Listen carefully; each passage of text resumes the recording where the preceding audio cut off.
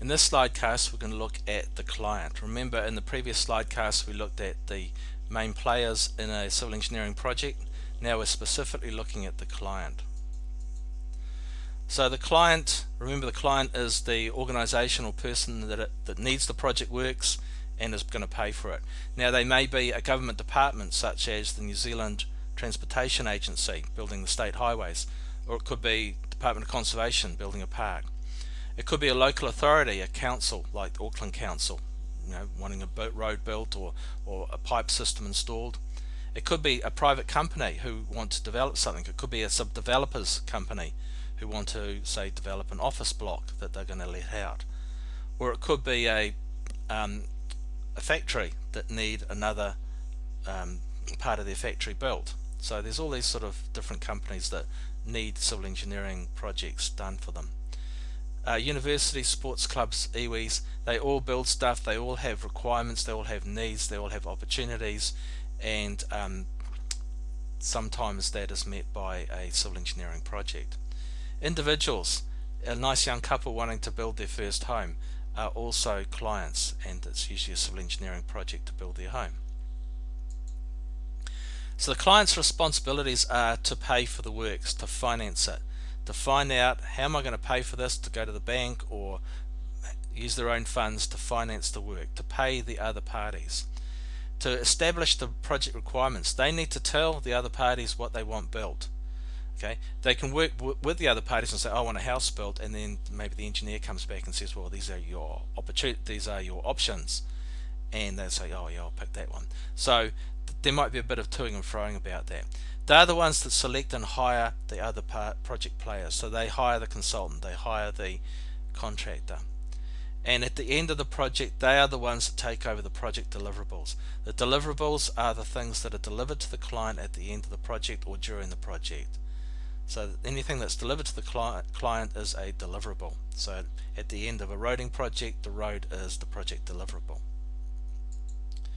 So the clients might have some advisors. So you might have an accountant talking about how am I going to finance the project, which bank should I borrow it from, or how do I structure this project.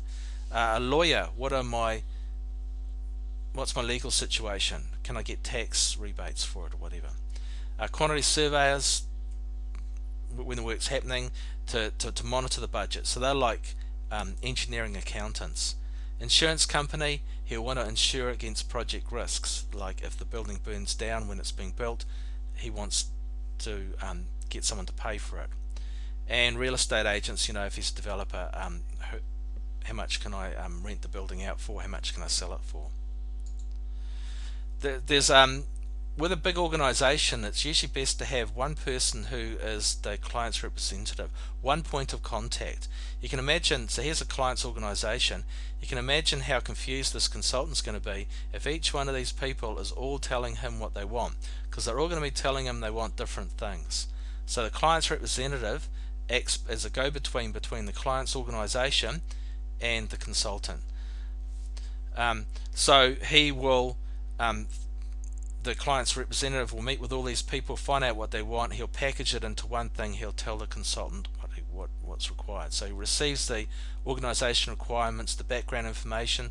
These people all have information about the works. So for example, this guy here might know that he needs to, that the road once was next to an old tip or something like that. So there's a lot of knowledge within the client organization.